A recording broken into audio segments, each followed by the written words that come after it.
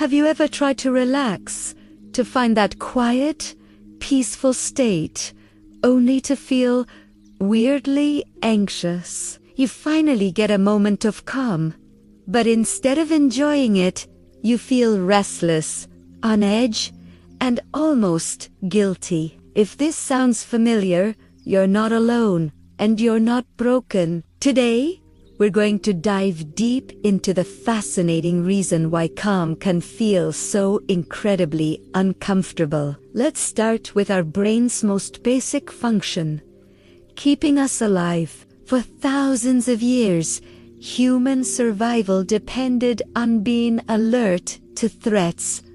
A rustle in the bushes wasn't just the wind, it could be a predator. An unexpected silence wasn't peace. It was a sign that something was wrong. Our nervous system evolved to be in a constant state of readiness, a state we now call fight or flight. This system is brilliant at what it does, but it has a hard time distinguishing between a real tiger and an email from your boss. So, what happens when you've lived in a state of high alert for a long time? This could be due to a stressful job, a chaotic family life, or even past trauma. Your body and mind get used to it. Stress, anxiety, and chaos become your baseline. Your nervous system is constantly flooded with stress hormones like cortisol and adrenaline. It's like living with a loud, blaring alarm that never turns off. You get so used to the noise that you stop noticing it consciously. Then you decide to meditate, or you go on vacation, or you simply have a quiet afternoon with nothing to do. The alarm finally turns off. And what happens? Silence. But this silence feels deafening, doesn't it? This sudden drop in stimulation can feel deeply unsettling. Your brain, accustomed to chaos, interprets this newfound calm as a threat. It thinks, wait, why is it so quiet? Something must be wrong. I need to be on guard. This is your brain's survival mechanism kicking in, mistakenly flagging peace as danger. This phenomenon is sometimes called calm anxiety or an anxiety rebound effect.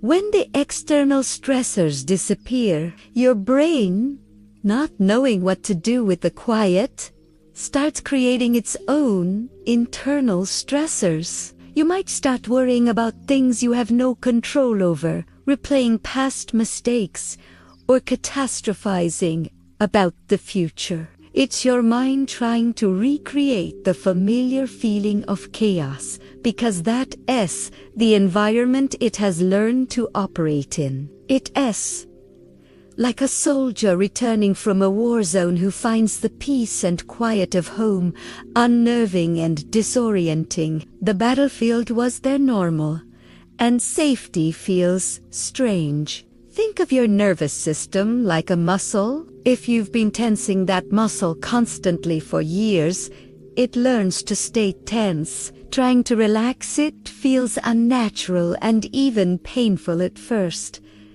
The muscle doesn't know how to let go. Similarly, your nervous system has been trained by chronic stress to be calmness is an unfamiliar state, and the brain often resists what it doesn't know. There's also a psychological component to this. For many of us, our identity can get wrapped up in being busy, being a problem solver, or being the person who handles crises. When things are calm, who are we? This can trigger an existential unease. We might feel unproductive, lazy, or even guilty for relaxing. We've been conditioned by a hustle culture that tells us our value is tied to our productivity. So when we're not doing anything, we feel worthless. This internal pressure to always be productive is a huge barrier to experiencing genuine peace. So, how do we break this cycle? How do we teach our nervous system that calm is safe? The key is to do it gradually and with a lot of self-compassion. You can't just flip a switch from high stress to total zen. That's like trying to go from a dead sprint to a dead stop. You'll just stumble. Instead, you need to gently and consistently introduce small moments of calm into your day. Start with micro doses of peace. This could be as simple as taking 3 deep, conscious breaths. Just 3. Or spending 1 minute looking out the window without your phone. Or listening to a single piece of calm music without doing anything else. The goal is not to achieve instant enlightenment, but to give your nervous system tiny, manageable tastes of safety. During these moments, when the uncomfortable feelings arise, don't fight them. Acknowledge them. You can even say to yourself, there's that feeling of restlessness. I see you. It's just my brain trying to protect me. It's okay. We're safe right now. By naming the feeling and understanding its origin, you take away its power. You're not the anxiety.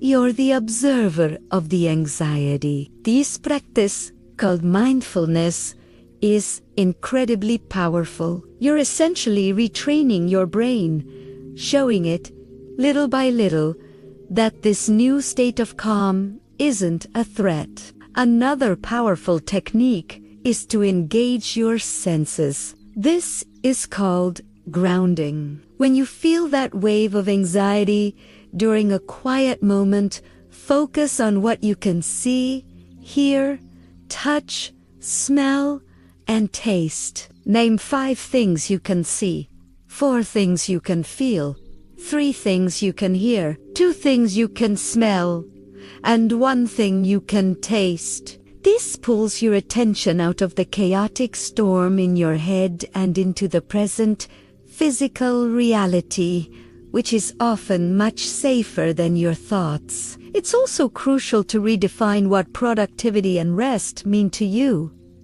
Rest is not laziness. Rest is a biological necessity. It's the time when your body and mind repair, consolidate memories, and build resilience. You are actually more productive, creative, and effective when you are well rested. Start scheduling rest into your calendar with the same seriousness you would a business meeting. Protect that time fiercely. This journey of getting comfortable with calm is a marathon, not a sprint. There will be days when it feels easy and days when the anxiety screams loud. That's normal. The goal is progress, not perfection. Every time you sit with the discomfort for just a moment longer, every time you choose a deep breath over a distracting scroll, you are strengthening your calm muscle. You're carving out new neural pathways in your brain that associate peace with safety. And remember, if this feeling is overwhelming and significantly impacting your life, it's always a good idea to speak with a mental health professional. They can provide tools and strategies specifically tailored to you and help you navigate past traumas that might be keeping your nervous system in overdrive. There is absolutely no shame in seeking help. It's a sign of strength. So the next time you try to relax and feel that familiar prickle of anxiety, don't be discouraged. See it as a signpost. It's a message from your deep, ancient brain, trying its best to keep you safe based on old information. Your job now is to be the gentle, patient teacher, showing it one quiet moment at a time that it's okay to stand down. That here, in the calm, you are finally, truly safe. Thank you so much for watching. If this resonated with you, let me know in the comments. And for more content on understanding your mind and living a more peaceful life, make sure to subscribe. See you in the next video.